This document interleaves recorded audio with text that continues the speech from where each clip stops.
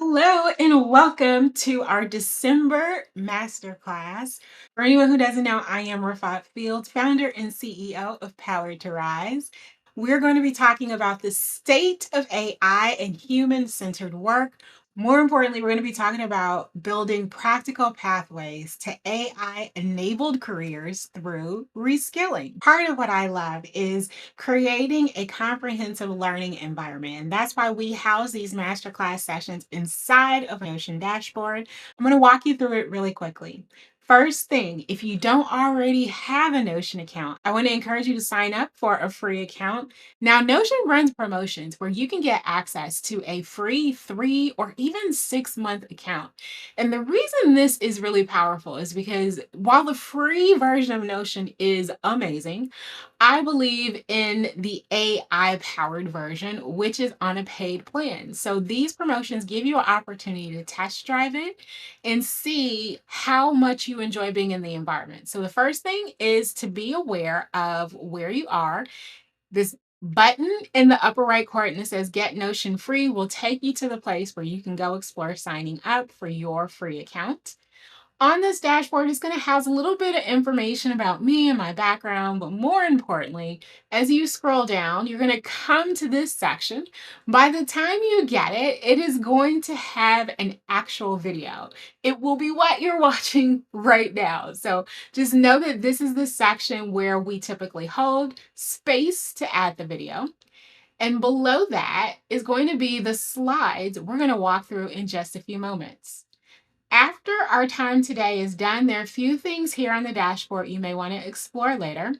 I want to encourage you to sign up for our monthly newsletter, The Human Advantage. We're just getting started with this, but it is an extension of what we're going to be talking about today.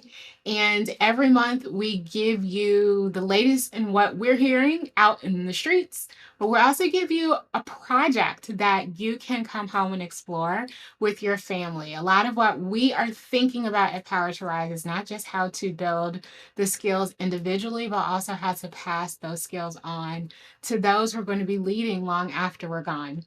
We love to include an energetic playlist, full disclosure. This one will probably change over time, but for now, we've given you access to one of our previous versions of the list. I hope you enjoy it. We're going to be adding something special to this dashboard, which is highlighting community based organizations across America who are actively running programs and doing outreach around building AI skills. Some of it is going to be in the adult workforce, some of it will be in emerging workforce like community colleges, collegiate level, others will be K through 12 or even younger. But we want to start putting together a place that houses where you can access who is running different types of programs and how you can explore reaching out, whether it's to get skills for yourself, your family, or building future partnerships. There's really no better way than to do this together. So we're going to start housing that on this particular segment of our dashboard. Below that, it speaks more to your individual journey. If you want to schedule time to talk about what your digital ecosystem looks like, what options look like to help you build a personal plan to grow these skills and resources around the work that you do and who you are, happy to talk. All you have to do is untoggle the schedule a call and you will find the QR code. Everything else is here as well. The Own Your Ladder that we're building around the skills based trainings and giving you a hub where you can access resources, tools, and workshops to do that, as well as our free community for community health policy advocates. So all of those options are on the dashboard below. And I'll also say you can access our full website and a host of other resources built with love by Power to Rise. So with that, let's go ahead and kick off our session for today, which is all about exploring the journey of how AI is changing the state of work. If this is your first time joining me for one of these sessions, I love taking a moment to call in the energy that laid the groundwork long before we entered the room. And I live in the Phoenix, Arizona area. And one of the traditions that I've encountered is an honoring of the land acknowledgement. And this comes from the tribal cultures of indigenous people who were present in America long before the settlers from Europe and all other places across the world arrived and started staking claim to various aspects of the land. These lands were inhabited by a powerful, beautiful, and strong people, and their energy remains here and present, even if we can no longer see them. So I like to take just a moment to call in that energy. I also like to expand that around not just the place that I am, but who I am and who I bring with me every time I enter a space or a room. And that would be my ancestors from Africa, who were often brought here to this country not of their own will.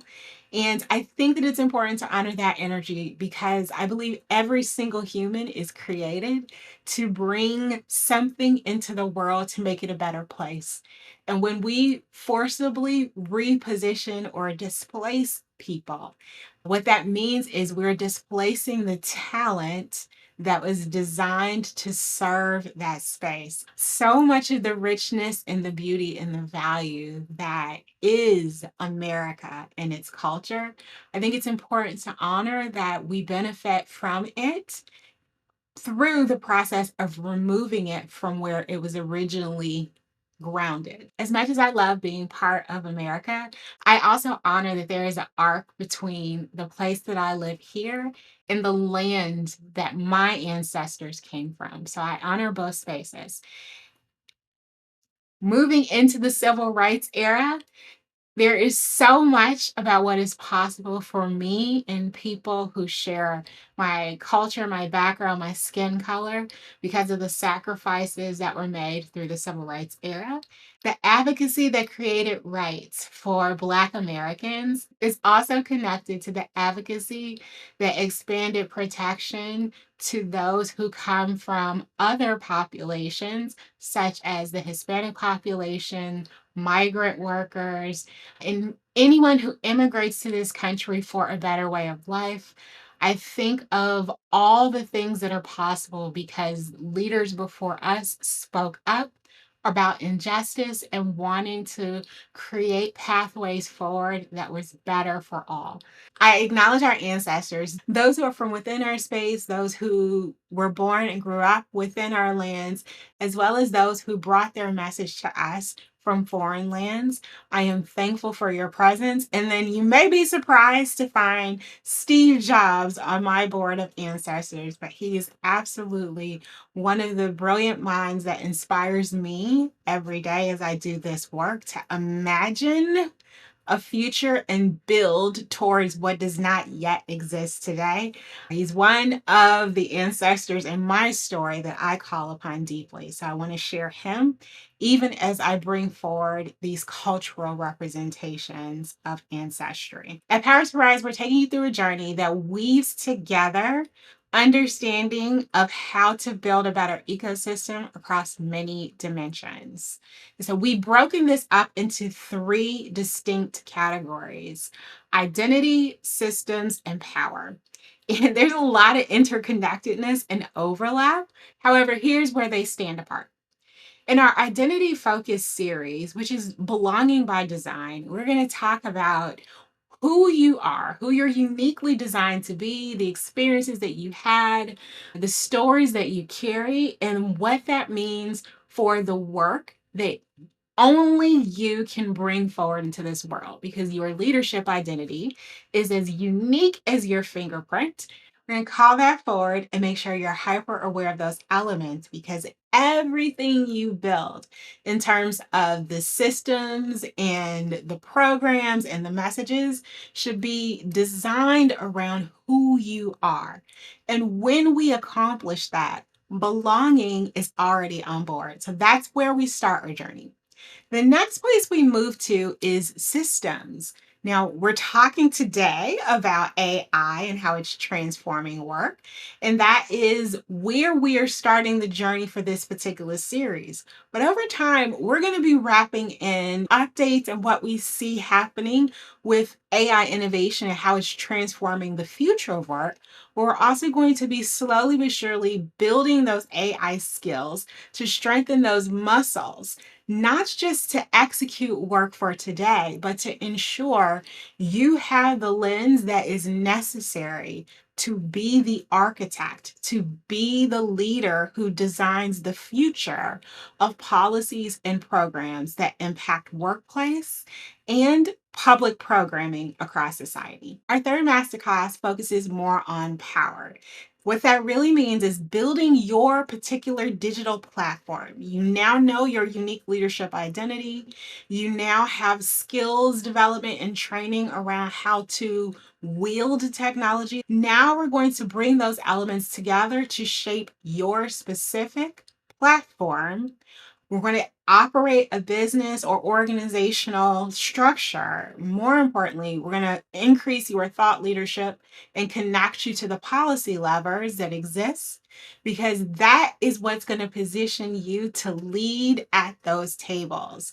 And we want you to be in the space where you are guiding the future, both for your own organization and the broader community. Why AI now? Do we even need to talk about this? Because it's everywhere. It is driving so many conversations, both the ones that we're present in and many conversations that are happening today behind closed doors about what is truly going to be required across workplace design in the future. There's a lot of buzz around AI, some of it fear based, some of it uncertainty based, some of it just what can it really do for us? If we were to take the guardrails off and really push it to the max, what could we do in an AI driven society? I think there are a lot of questions that are rightfully being asked around what is the right speed and how do we put the appropriate guardrails on it to make sure that it's safe and that it is serving us and not the other way around. I think it's important to acknowledge that in January of 2025, as we saw the transition of the White House administration, you saw the Trump administration come back in for its second term. One of the immediate things that happened on January 23rd, you saw a flurry of executive orders come out. One of them directly dealing with AI and reversing some of the orders that were driven out of the Biden administration. Really, the most important difference to be aware of when it comes to the direction for AI under the Trump administration is that it's focused on prioritizing speed and acceleration to innovation. It's also designed to ensure that America retains its position as the global authority on driving innovation. Now, there are many countries who are very actively deploying innovation of their own, but through the lens of this particular White House administration, it's really important to them that America is in the driver's seat of pushing change forward. That is the frame that is shaping their overarching view of AI and how to build forward. Now, we are a country that has three branches of government. And I want to highlight here that although these executive orders and programs and policies are being driven out of the White House, there are still other guardrails in place, not even just from a policy standpoint, but looking at what legislatively is being passed. Because while the president is setting the tone and the direction, there's still other levers happening behind the scenes, and those are also important. And so when we think about how innovation is moving when it comes to AI and how we plan for the future of work, it's always important to understand what is being published, what's being pressed forward, and then what else could be happening behind the scenes to either accelerate or slow down some of those initiatives. So here's an example. You have the White House driving forward executive orders, but they're also placing down federal investments to create infrastructure around pulling through their executive orders.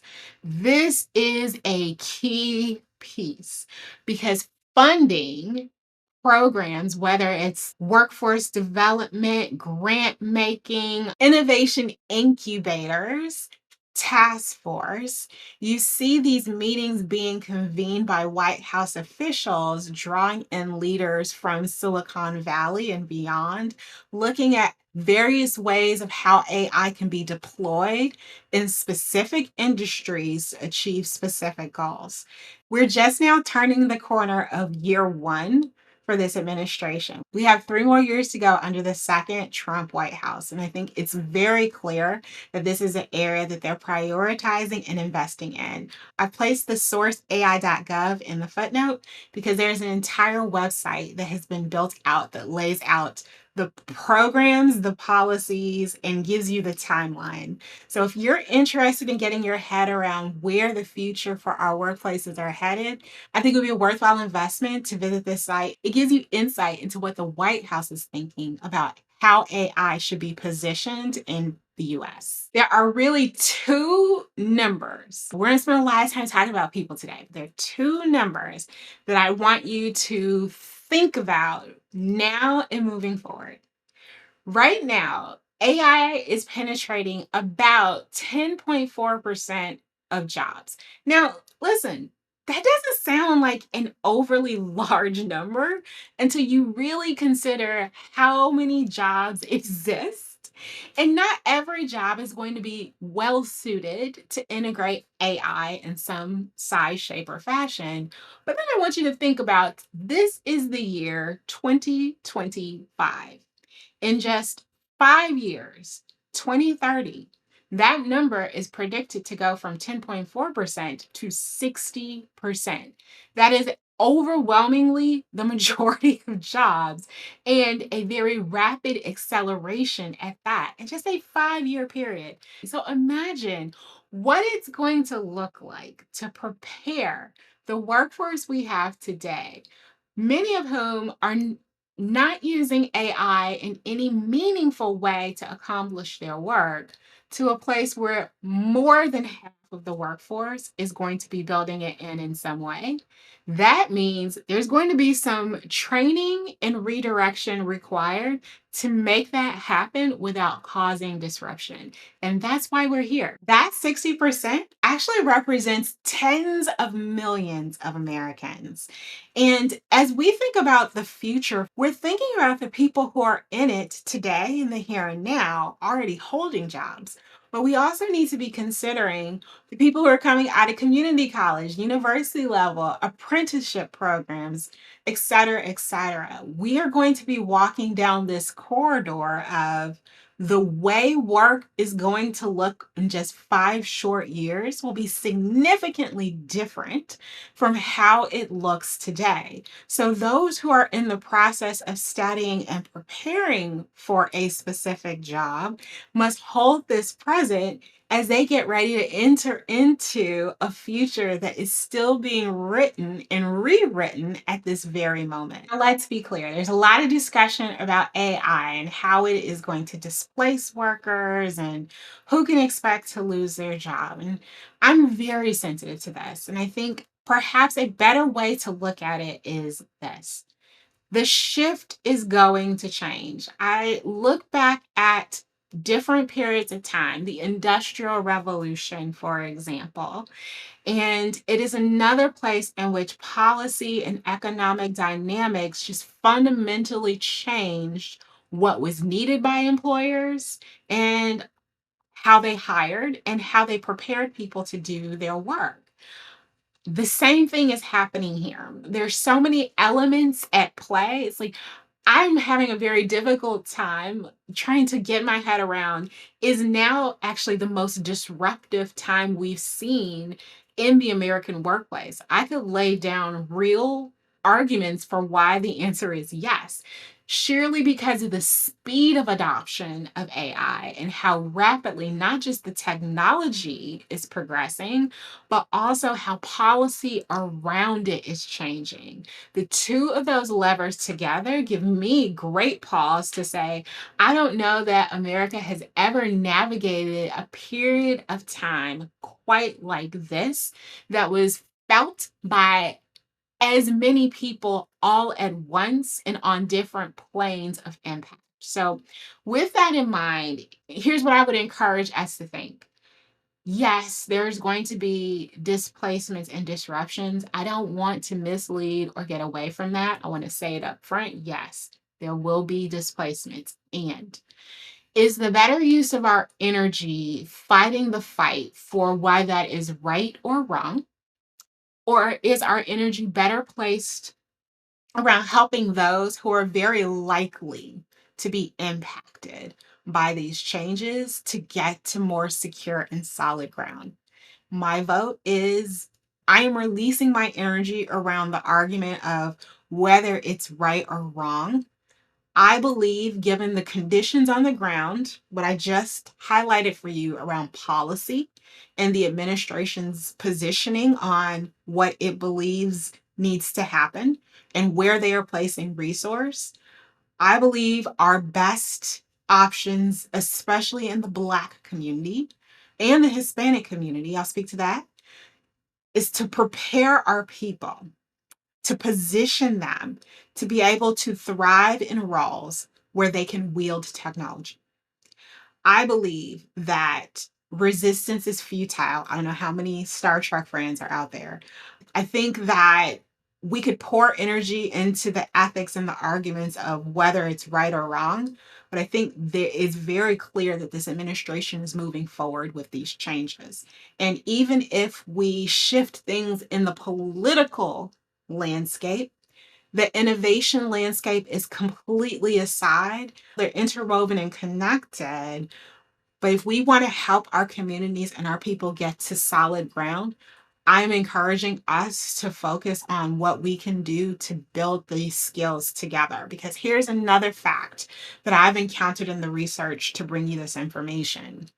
While we're seeing the disruption in those jobs going from, let's say, 10 to 60%, what's also true is that AI is not equally exposed across population groups, meaning that as a whole, the Black and Hispanic communities are not in jobs that are exposed to AI in their day to day.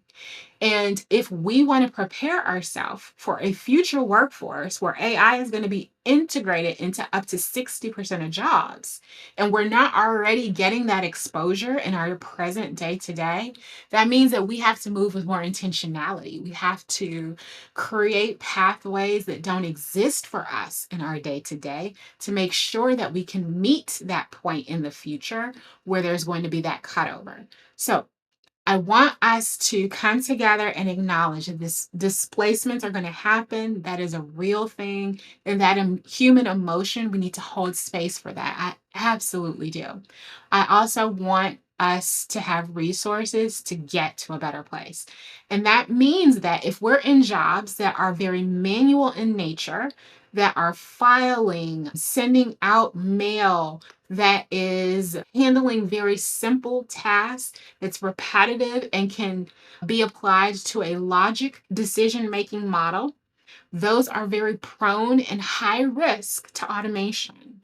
So if you find yourself in work like that, that is not connected to deeper strategy or deeper operational value for organization, I think that there is a very real question around how are we going to prepare you to find work that better aligns with more strategic value for where workplaces are headed in the future. And with that, we're going to focus on what do we think are the opportunities that are on the rise. Healthcare is a fascinating place.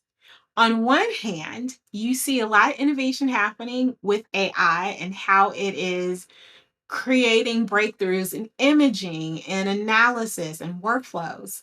On the other hand, healthcare is still very human. There's a lot of emotion present in managing that. And so, for that reason, it is my position that AI will never be able to completely displace the healthcare workforce. Now, the question is, in some of those roles that are very repetitive, that are very simple and task oriented, do we need the same number of people doing that work? Or do we need more people who are going to be able to help patients navigate the system, help healthcare providers, even at times, navigate the system, or create opportunities to analyze and build plans that are more customized, more precise, less cookie cutter, and a whole range of options that will now exist with an AI powered workforce. I think what you're going to see happen is that the types of roles that exist within healthcare organizations will evolve. And while you'll see displacement on those task driven career paths, you're going to see new ones open up that really get in there with patients and creating better pathways for them to understand their care and to be more proactively engaged in being a part of it. So, partnership, collaboration, and partnership. I see roles being created that make that more real. With the legal profession, I think there's a lot of work that goes into research and documentation, to be sure. And the process of completing that research, looking for precedent or cases that have been filed in systems that are relevant to the case that you're working on now, a lot of that can be aided and guided by AI. But keep this in mind, human in the loop. There are going to be places where, whether it is because it's very emotional, like anything that deals with emotional regulation, I think you're going to see significant amount of human careers there. There are also going to be places where regulatory or policy restrictions are going to be put around to what degree AI can fully automate a process. You're already starting to see some of this happen in healthcare. I imagine you'll see it happen in other industries too.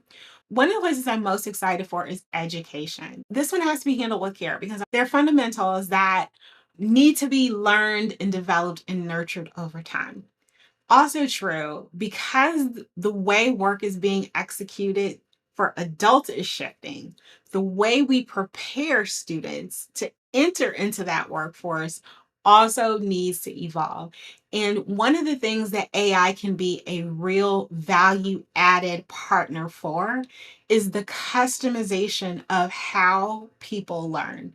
And I get excited for this for young learners all the way up to collegiate learners.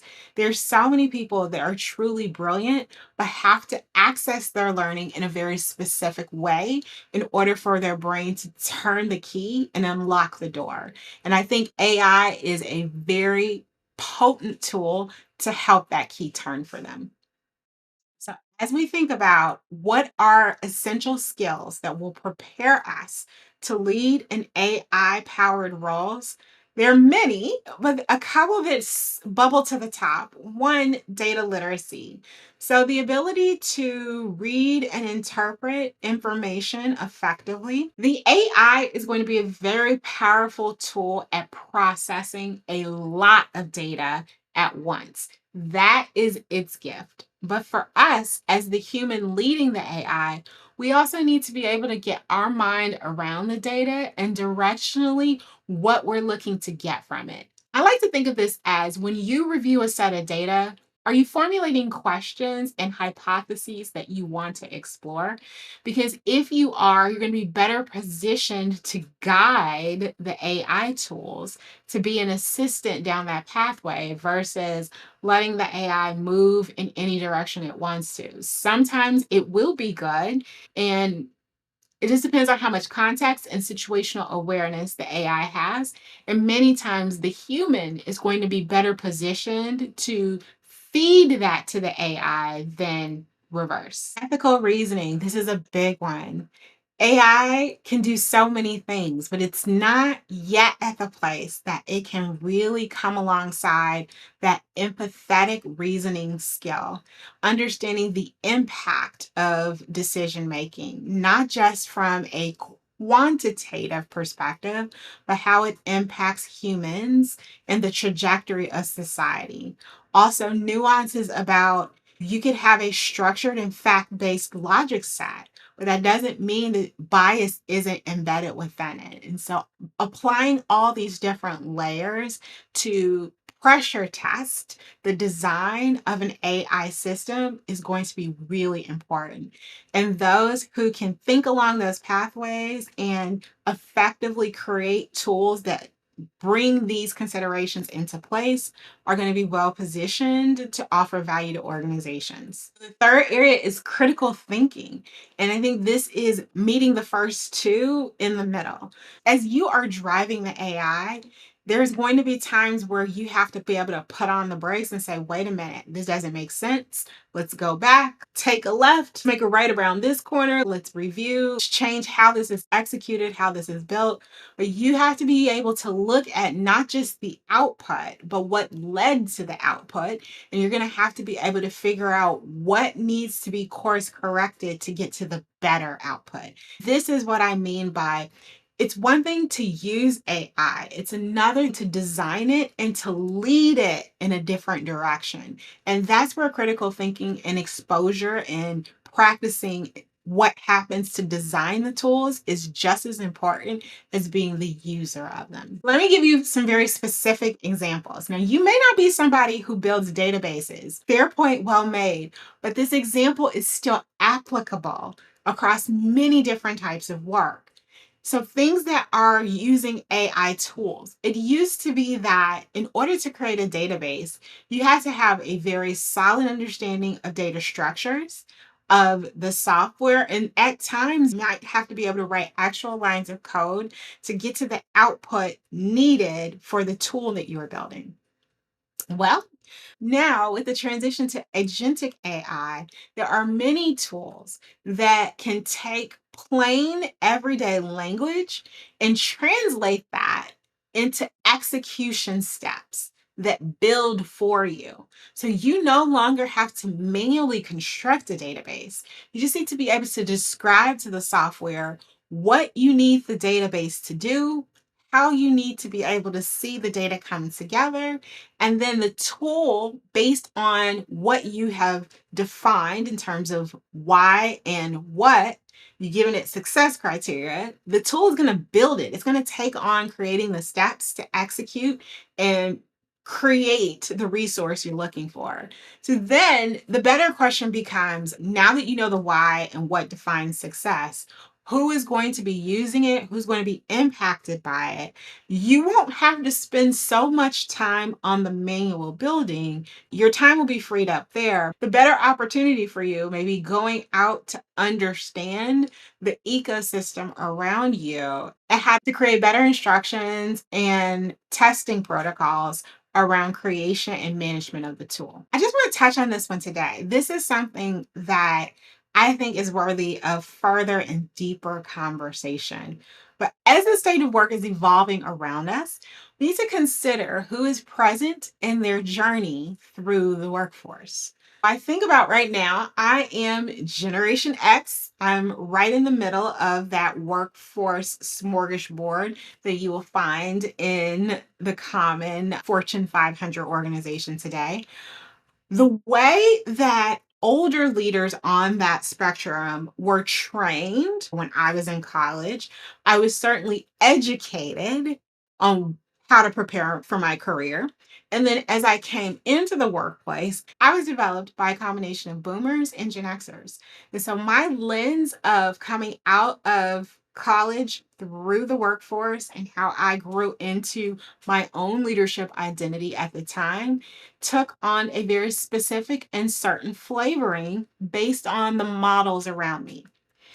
Also important for all those generations where I was coming up and I was being trained, the thought process, a lot of that was around expertise, experience, how long you had been doing the specific type of work, loyalty based promotions. So that is what shaped that landscape.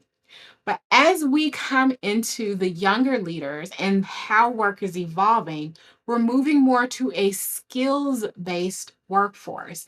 And that changes selection and criteria decision making. Now, I don't call these differences out to say one is right or wrong, one is good or bad, simply that they are different. If leaders are being prepared, nurtured, and groomed in a different type of workforce environment, we should be aware that that's going to cause a different kind of leadership lens for our younger leaders coming up through this transition. The line we've captured here gets to the heart of it. They are not climbing the same ladder that we climbed as we grew up in our careers. So we need to hold their journey top of mind and how their experience is different as we build programs to prepare them to step into leadership roles. With that in mind, for all of us, then the thing that we can do is consider practical pathways to building AI skills. You will hear me say this a million times. I am a big nerd when it comes to the adult learning journey. The important thing to understand is that people learn differently, they experience differently, and they retain differently. So, opportunities for hands on learning, very important for building these skills. Project based learning is very valuable, especially if it can be done in a container that provides access to guides and mentors along the way. Finding micro ways to integrate AI into your everyday experience, whether it's turning on the GPS every day on the way to work and then making conscious decisions about when you're going to follow the direction it gives you versus navigating a different way. That's a choice. Other things could be leveraging it to help you plan meals, explore vacations, write your daily emails. Possibilities are endless, but I do believe that practicing how to weave it into your day to day, little by little over time, is going to help you. Finding those safe spaces that you can do things collectively, not just alone, is also going to be a different type of building experience that will help you prepare for where the workforce is going with integration of AI into job roles. There are many, many layers of AI, and it's exciting and it's overwhelming. So here's your opportunity to find communities and training programs that are curating resources that are relevant either to you culturally, community wise, or for the discipline of work that you do. I think that it's important to build broad and general AI proficiency, but where you can also look for specialized knowledge and training to augment or come around a very specific identity that you hold. I think that that's going to be very valuable for you as well. This one, engaging within communities. This one is closely connected to who you are. So, for my extroverts who are the life of the party and want to join and make it part of a socialization experience, I think that's amazing. Then there are going to be people who are far more quiet and reserved in their orientation. Sometimes being a part of a community is far more about having a safe place to ask questions than it is that broader socialization component. I think that no matter where you fall in how you engage with community, the important thing is that there's no universal yardstick for how this works. Find the space that feels safe for you, that feels aligned with who you are. Bring a measure of connectivity to it in the way that feels aligned for you in that season. And by the way, if the norms of that community are outside of how you are wired, there's so many communities out there. You will find the place that fits you and who you are. Your people exist. Hang in there. Keep looking. Okay, speaking of practical tools, the first invitation I want to offer you is to sign up for our monthly newsletter. where we're going to be breaking down these micro trends of what we're seeing happening in the market around workplaces, but specifically through the lens of how we see that impact shaping the Black community and other communities of color who require more intention with reskilling and bringing in the training to prepare for the AI revolution. One of the things I'm really excited about with this newsletter is building the monthly project that is designed not only to help us as the leaders of AI, but also how to create an experience that brings your family into the journey as well. So sign up. The more people we get in, the more partnership and collaborators we'll have. I'm excited to see how we can make these human centered AI skill building processes more accessible to people within our community. Sign up by scanning the QR code that comes out every month. The next invitation is to join our Own Your Ladder training hub. This resource is built for people who are looking to start the process of learning how to build digital ecosystems that are powered by AI. Inside the training hub, there will be videos that you can watch to learn how to build some of these elements. There will also be access to templates that make creating these assets for yourself, for your own digital infrastructure, whether you're a solopreneur and you're looking to manage a coaching or consulting practice, or you're a different type of organization and you need to build websites, a CRM database to contact your membership. This training hub is going to give you access to the resources to help you manage that yourself or internally for your team until you get to the place that you can hire administrators to take it on for you. I hope that by the end of this session, what you are left with understanding is that yes, the future of work is rapidly evolving before our very eyes, and humans will still be in the driver's seat. There are things that you can do today to prepare you to be the leader who understands what you do, but also how to guide AI in doing it more effectively, more efficiently, so that your energy is freed up for people impact. That is going to be the differentiating factor for leaders of today versus those who will be sitting in those chairs tomorrow. I'd love to hear your feedback on what you found helpful, valuable, or where we have opportunities to bring you more meaningful content in the future. These masterclass topics are going to be repeated once a quarter. So we hold a masterclass every single month, and the state of AI and human centered work will be released 4 times a year. As we come out of sharing this introductory information with you, help us bring you the most meaningful set of information for our next round. Use this QR code, scan, tell us what you think, and we will compile the resources and the perspectives to bring you what you need. I want to thank you again for taking time to watch this session. As always, whether I see you out in the world or you schedule a session with me via Zoom, I'm excited to be on this journey with you and to bring any measure of support to helping you lead with AI. Bye for now.